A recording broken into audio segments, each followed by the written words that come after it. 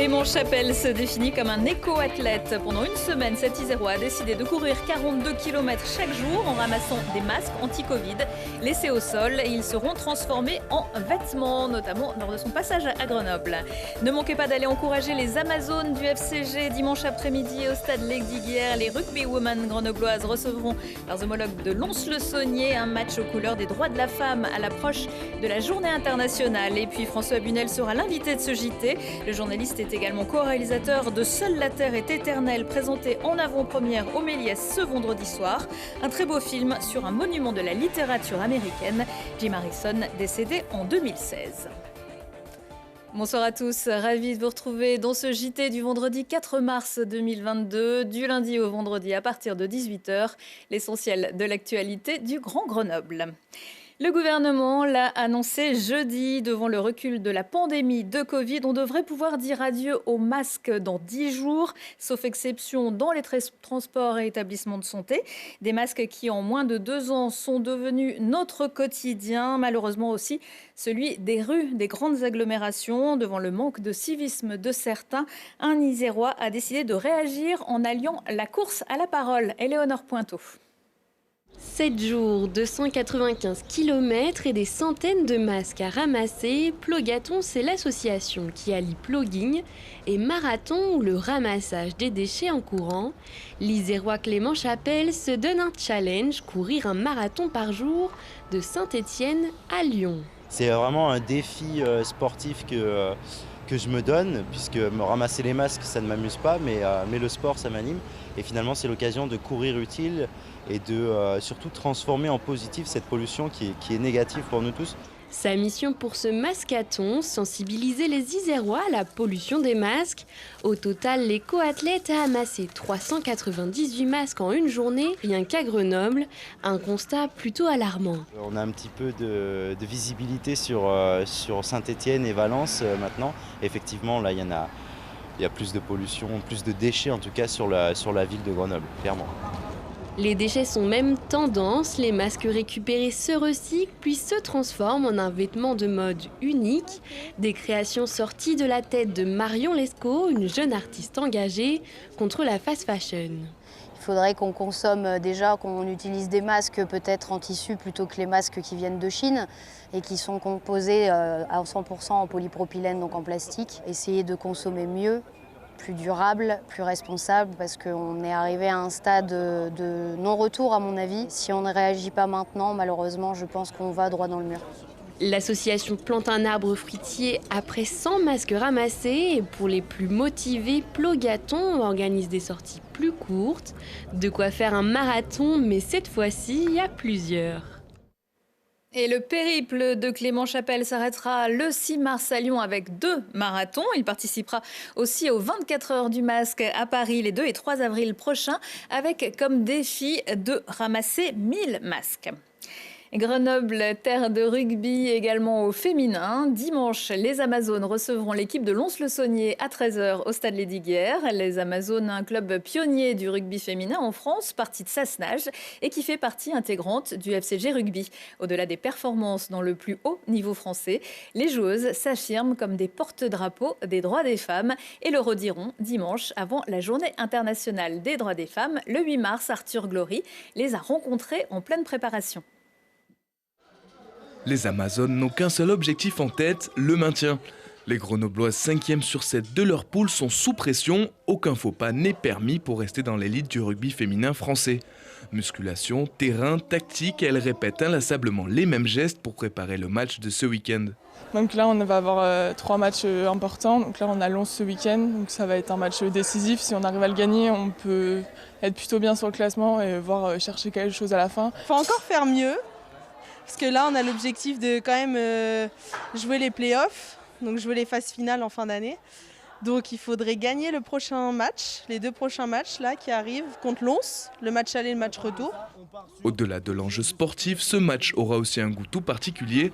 Organisé en l'honneur de la journée de la femme du 8 mars, ces femmes qui s'épanouissent dans un sport historiquement réservé aux hommes se muent en véritable porte-étendard de cette cause. Et pour faire entendre leur voix, cela passe d'abord par le terrain. Le rugby évolue dans la partie féminine. On a vraiment beaucoup d'évolution, c'est super positif. Et nous, on essaye d'avoir plus de visibilité par rapport à tout le monde. Par rapport au rugby masculin, c'est compliqué, mais on essaie vraiment de faire des choses, créer des événements pour que les gens puissent venir nous voir. C'est vrai que le rugby féminin, c'est quand même autre chose que le rugby masculin parce que nous, contrairement aux hommes, on a des études, on travaille à côté parce qu'on est relativement pas payé ou très peu. Et c'est vrai que soutenir les femmes dans tous les projets qu'on fait, c'est quelque chose qui nous tient à cœur puisque nous, on se sent concernés dans la vie de tous les jours par rapport à ça. Au FCG justement, pas de différence, tout le monde est logé à la même enseigne. Salle de musculation, terrain, staff, une véritable entraide filles-garçons s'est installée. On peut alors croiser sur le terrain des têtes bien connues venues donner quelques conseils pour perfectionner cette jeunesse prometteuse. On s'entraîne avec l'équipe FED des Amazones, donc ça fait un entraînement un peu raisonné au niveau du contact. Et voilà, et ça nous permet aussi de progresser pour les cadettes qui sont un peu plus jeunes. Vu que nous on a un peu plus d'expérience entre guillemets, qu'on s'entraîne avec les pros ou quoi, voilà, le but c'est de leur donner des petits conseils en tout cas pour les amener un peu au plus haut niveau et de les aider et qu'elles s'améliorent un maximum.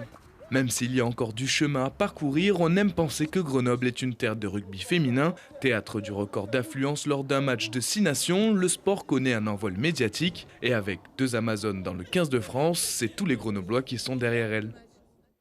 Alors, ces Amazones, Alexandra Chambon et Manae Feleou, on espère donc les retrouver dans les rangs de l'équipe de France de rugby féminin qui affrontera l'Italie le 27 mars prochain au Stade des Alpes pour le tournoi Destination Féminin. À fond, après 2 années d'absence, la Transvercor nordique fera son retour dimanche sur les hauts plateaux. Près d'1 millier de coureurs sont attendus pour l'épreuve Rennes. Une course longue distance de 53 km par équipe de 2 et la transgénérationnelle de 18 km par équipe de 2 à 6 skieurs. Départ de la course longue au col du Rousset, arrivé à Villard-de-Lans. L'occasion de glisser dans les traces du champion Robin Duvillard qui laissera sa place de parrain à une marraine, la biathlète Marie Dorin-Habert. Il était une fois en Amérique, l'écrivain Jim Harrison, comme vous ne l'avez jamais vu, c'est Seule la Terre est éternelle qui sortira le 23 mars au cinéma. Le Méliès et le Square à Grenoble organisent une avant-première ce vendredi en présence du journaliste et co-réalisateur François Bunel que j'ai le plaisir d'accueillir sur ce plateau. Bonsoir François Bunel. Bonsoir. Vous co-signez là avec Adrien Solon un très beau portrait de l'un des plus grands écrivains du XXe siècle, mais aussi une rencontre avec les grands espaces américains et la littérature. Vous aviez déjà fait un carnet de route, ces rencontres avec des écrivains américains à la télévision, avec Jim Harrison. Là, c'est un grand format et vous avez choisi de vous effacer. Pourquoi ?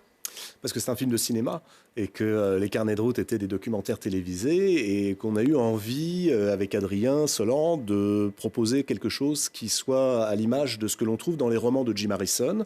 C'est la première chose, c'est-à-dire des grands espaces, la route, et que, évidemment, c'est sur une toile de cinéma qu'on les voit le mieux. Mais c'est aussi parce qu'on voulait faire un film qui soit un film avec Jim Harrison plutôt qu'un film sur Jim Harrison. Il est presque acteur dans ce film, en réalité. Mais presque réalisateur aussi, il a l'air un petit peu... Oui. Choisit un peu... Un peu, bien sûr, c'est lui qui décide, vous savez, on ne lui donne pas de direction. C'est un acteur qu'on ne dirige pas, mais c'est quelqu'un que l'on voit dans les grands espaces. Et notre idée, notre envie était de proposer un film, comme on en voit quelques-uns en ce moment, et qui sont des films qui nous aident à nous réconcilier avec l'essentiel, c'est-à-dire la nature. Alors on va regarder un petit extrait de la bande-annonce, si vous le voulez bien. Landscape can take your sorrows away. There aren't very many girls out here.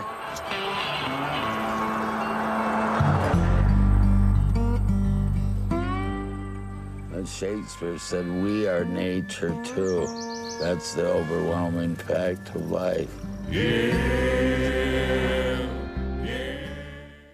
Jim Harrison est décédé en 2016. Est-ce qu'il a pu voir le film ?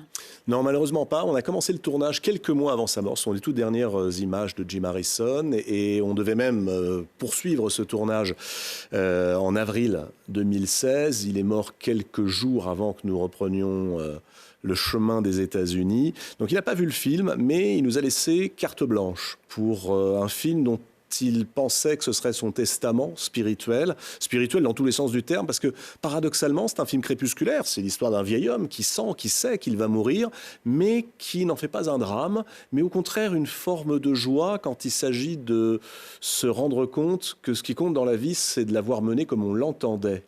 Et qu'après tout, ça faisait disparaître tous les chagrins, tous les ennuis.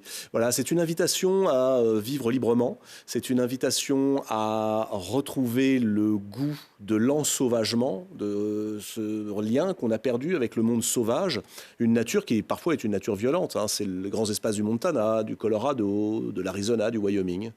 Pourquoi ce titre « Seule la terre est éternelle » ? Il s'est imposé d'emblée parce que c'est le chapitre 7 des mémoires de Jim Harrison et il dit, ce titre, ce que Jim nous raconte dans ses livres, à savoir que la terre est supposée être éternelle et pas l'homme.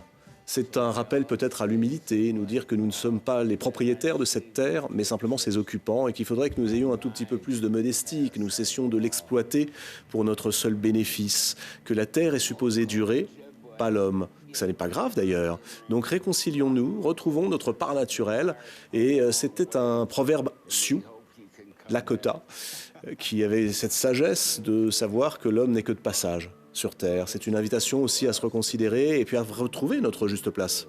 Et c'est aussi une plongée dans son processus créatif, c'est très intime aussi finalement.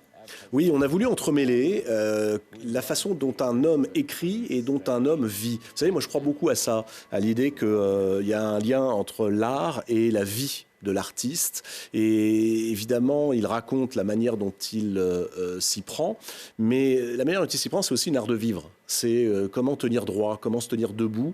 C'est la leçon d'un vieil Indien qui se moque un tout petit peu des apparences, qui est assez farceur, facétieux, qui vous prend à partie, à témoin, et puis qui raconte comment on peut mettre un peu de poésie dans nos vies. Alors pour lui, ça passait par la page. Il écrivait comme ça des romans, plein de poésie. À la main. À la main, toujours, bien sûr. Ouais, ouais.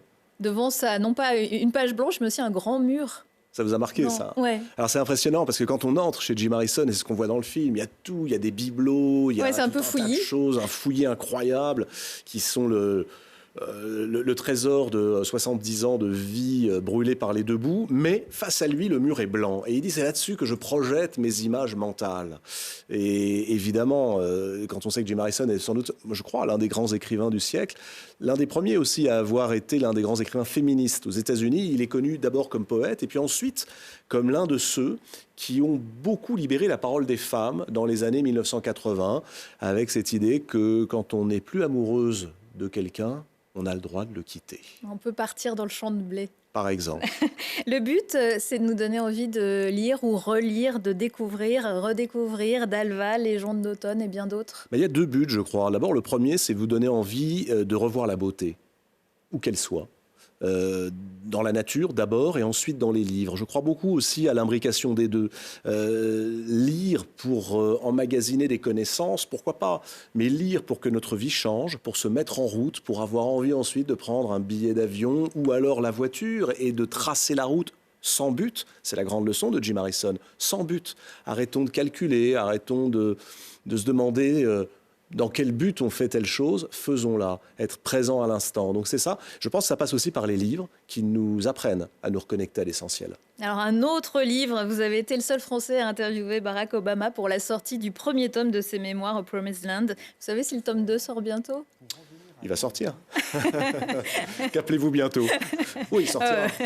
Éternellement ou bientôt. Il sortira un jour, peut-être après ce qu'on est en train de vivre, parce qu'il y aura des choses à raconter. Merci beaucoup, François Bunel.